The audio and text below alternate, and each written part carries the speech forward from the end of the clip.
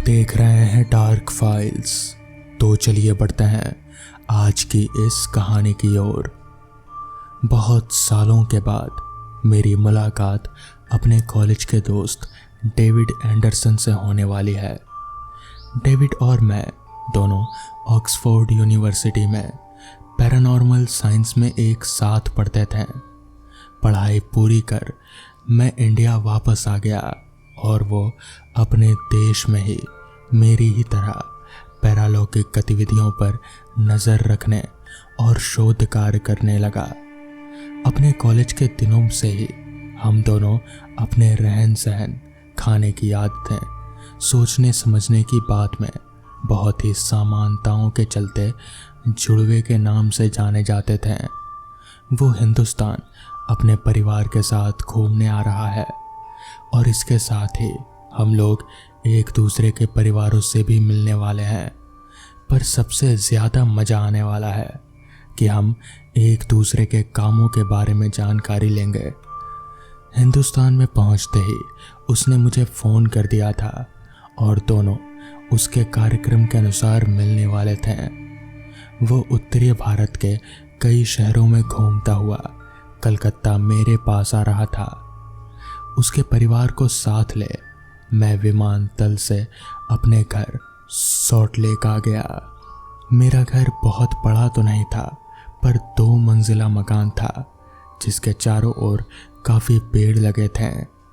ये मेरी पैतृक संपत्ति थी, कोई 150 साल पुरानी, अंग्रेज़ों की द्वारा बनाई गई।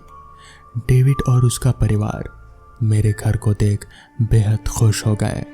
उसकी पत्नी जूलियन भी उसके साथ ही काम करते थे।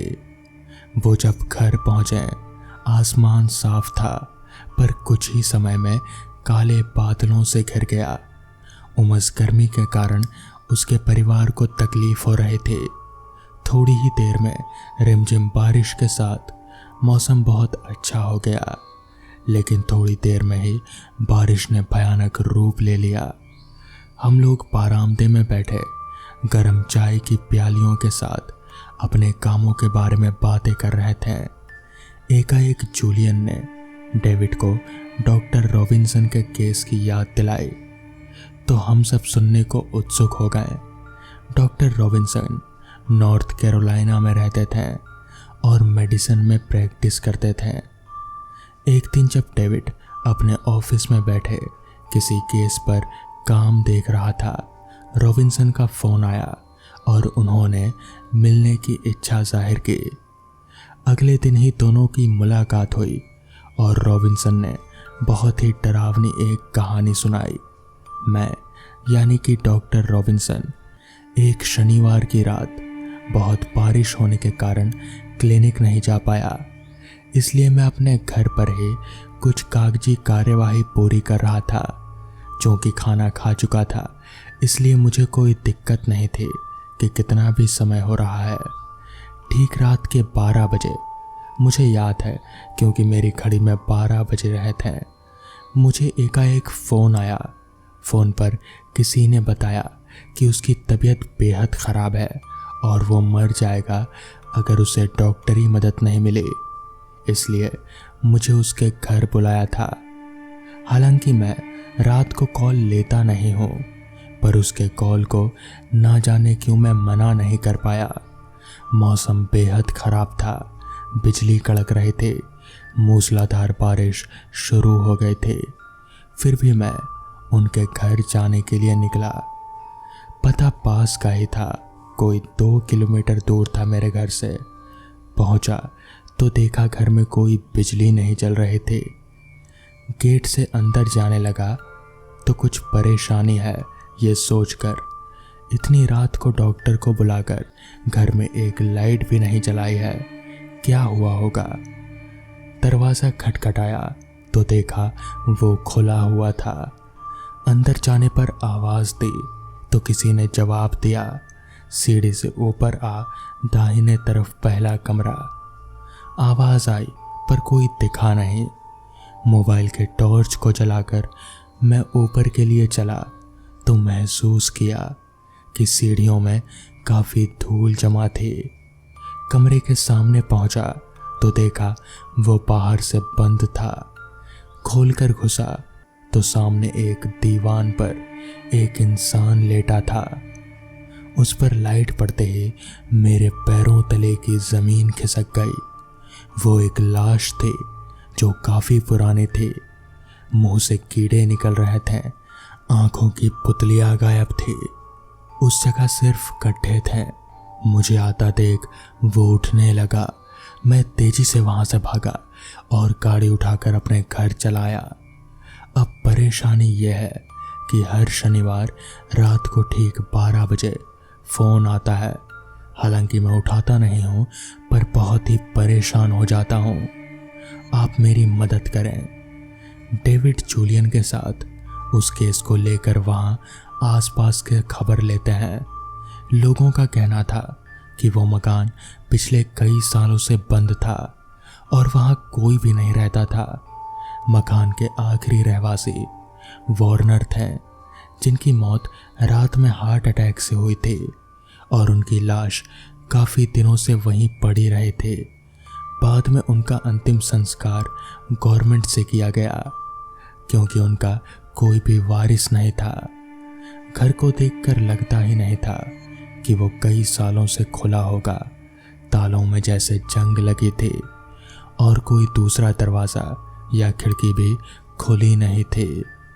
चीजों को समझने के लिए शनिवार दोनों डॉक्टर घर में गए और वहां बैठे रहे। घड़ी में 12 बजने का संकेत दिया और इधर फोन की घंटी बजती है।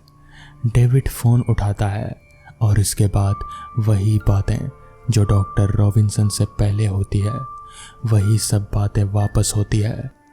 उन्होंने पहले ही सरकारी अमले से सारी बात कर रखे थे और उनकी पार्टी भी साथ थी। इसलिए वो उस घर में गए और उन्होंने देखा दरवाज़ा खुला था।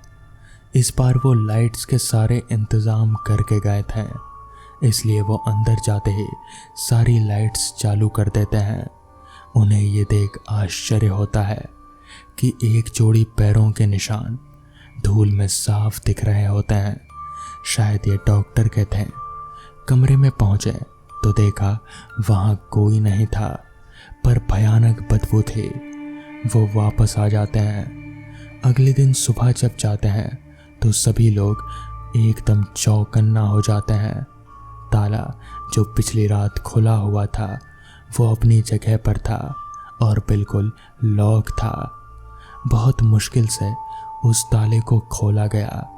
अंदर धूल पर बहुत से पैरों के निशान थे जो बताते थे कि पिछली रात में सब लोग आए थे। कमरे में घुसने पर साफ देखा, वो साफ और बिल्कुल खाली था। मालूम करके वार्नर की कब्र को फिर से खोदा गया। वहां लाश को बहुत खराब हालत में देख उन्हें दफन करने वाले कर्मचारियों पर कड़ी कार्यवाही की गई और लाश को पनाह साफ तरीके से दफन किया गया। इसके बाद डॉक्टर रॉबिन्सन को कभी भी घर पर फोन नहीं आया। इस तरह डेविड ने एक केस को सुलझाया था। तो दोस्तों, ये थी आज की पहली कहानी। तो चलिए बढ़ते हैं आज की दूसरी कहानी की ओर।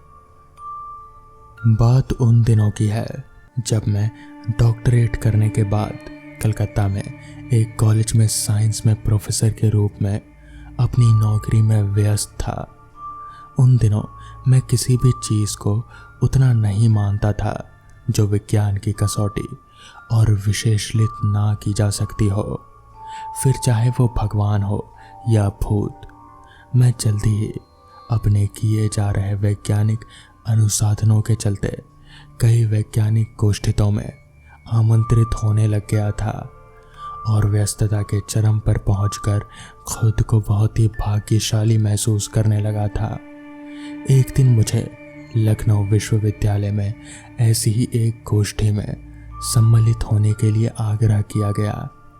आग्रहकर्ता मेरे एक परम मित्र के पिता होने के कारण मैं उन्हें मना नहीं कर सकता था, इसलिए मैं सम्मिलित होने के लिए हावड़ा स्टेशन से पंजाब मेल से चल निकला।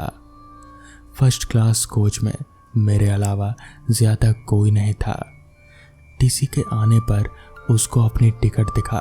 मैं अपनी सीट पर बैठकर कुछ पढ़ रहा था कि कब नींद आ गई और मैं बैठे हुए ही कब सो गया मालूम ही नहीं पड़ा। एकाएक मेरी नींद खुली। ट्रेन शायद किसी पुल को पार कर रहे थे। पटरियों पर दौड़ते चक्कों से आती एक आवाज़ धड़ धड़ पूरे वातावरण को एक विशेष रोमांच से भर रहे थे।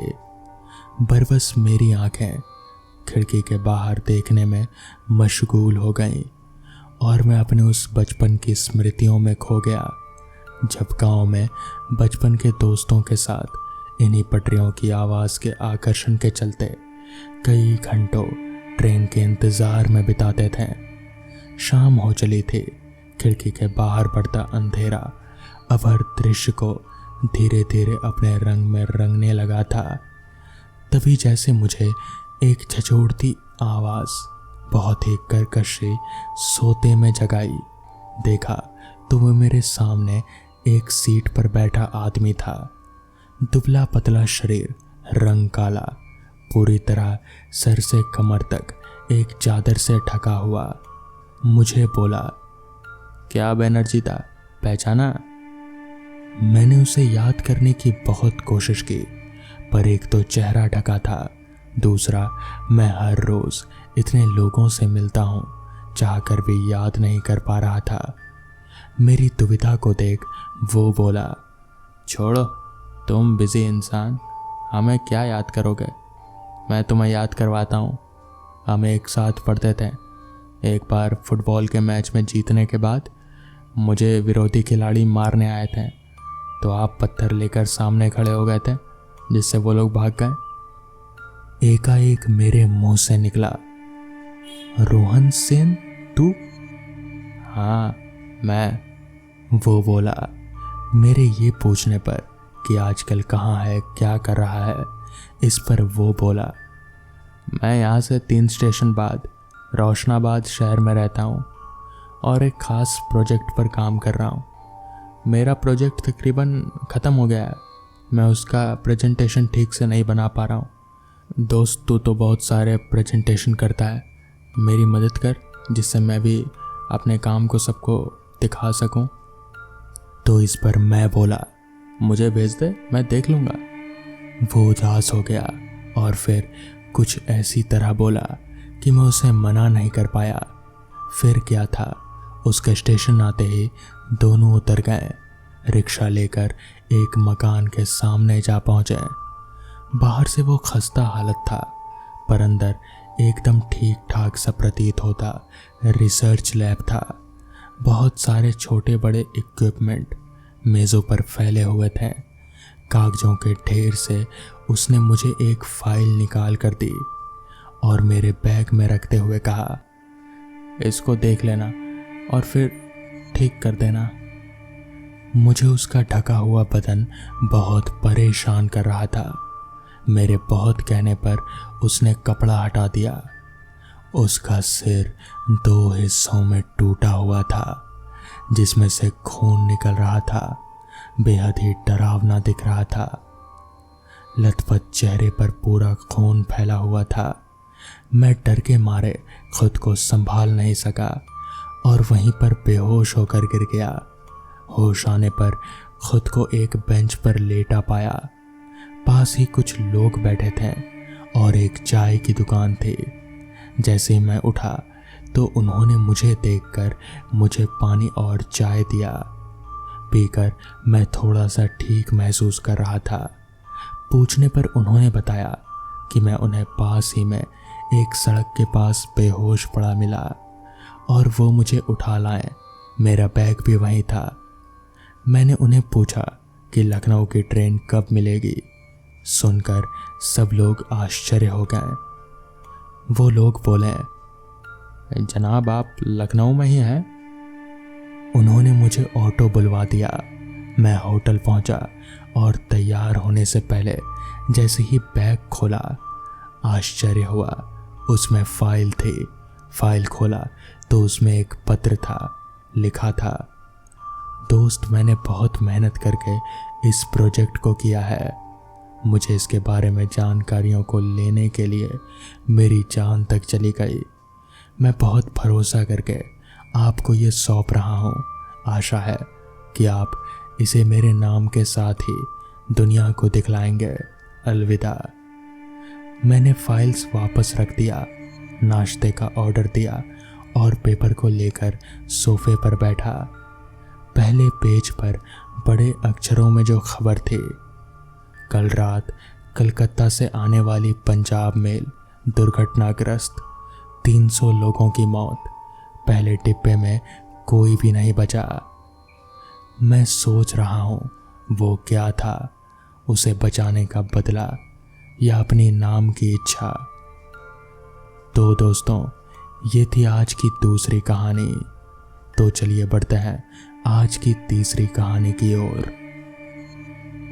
उस मूसलाधार बरसात के बीच एक सुनसान रास्ते पर कार तेजी से आगे बढ़े जा रहे थे।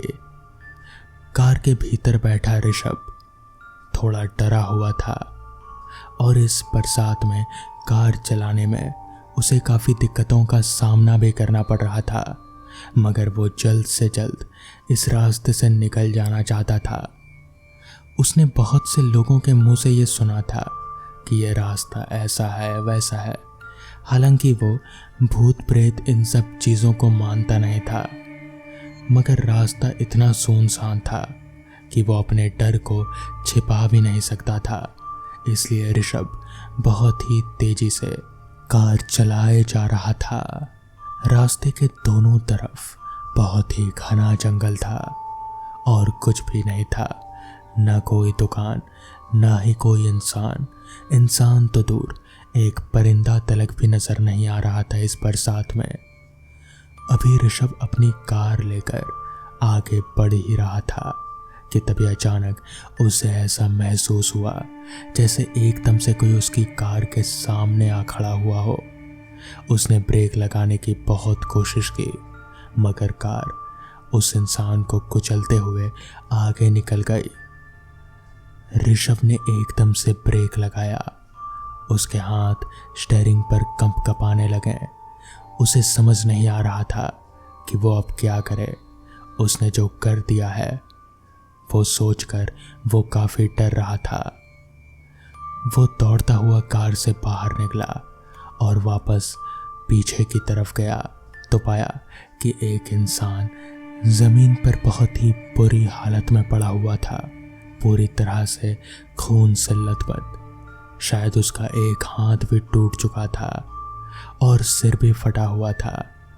किसी भी वक्त उसकी जान जा सकती थी, मगर ऋषभ ने इन सारी चीज़ों की परवाह किए बगैर उस आदमी को उठाया और जैसे तैसे उसे गोद में उठाकर वापस अपनी कार के पास आया और उसे अपनी गाड़ी के पीछे वाली सीट पर लिटा दिया।